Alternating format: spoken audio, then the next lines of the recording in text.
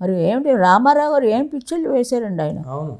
ఏమిటి రాముడు, భీముడు, ధర్మరాజు, ఏది ఏమిటది కర్ణుడు, చూడండి. రావణాసురుడు.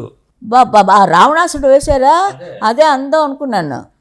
మరి ఇంకేం లేవండి వేయడానికి. ఎవరు వేసినా బాగుండదు. అవును. ఎస్వి రంగారావు గారు, రామారావు గారు. అబ్బాబ్బా ఆయన ఎలాంటి పిక్చర్స్ అండి అవన్నీ.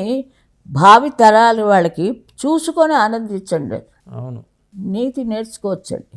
ఇప్పుడు టీవీలు పెట్టుకొని సెల్లుల్లో కూడా చూసేసుకుంటారు పిక్చర్లు. అవును. అదంతా వేస్ట్ అంటే. సారీ, టీవీ వాళ్ళు ఎవరు నమ్మి పడకూడదు. నా భయం నాది. అదే అంతా. ఇంతకీ రామారావు గారు రామావతారు. అవును.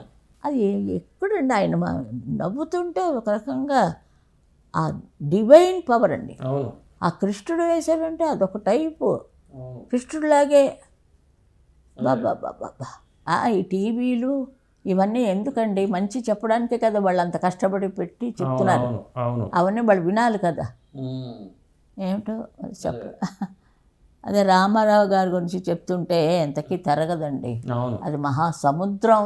అదే 7 సముద్రాలు కాదు, 8 సముద్రాలు. రామారావు గారు, నాగేశ్వరరావు గారు 8వ సముద్రంలో ఉన్నారు.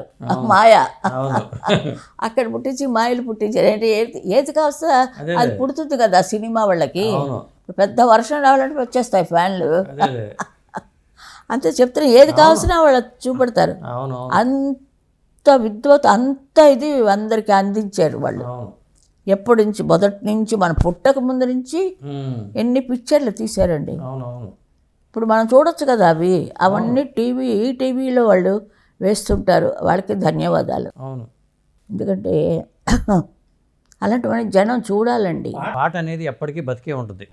ఏదో గడిచాం అంతే. భగవంతుడు ఇంతవరకు రామారావు గారు చెప్పే అంత దాన్ని కాదు, కానీ నా మనసులో ఉండేది చెప్పాలి. రామారావు గారు అడిగారు, చెప్పేద్దాం మనం.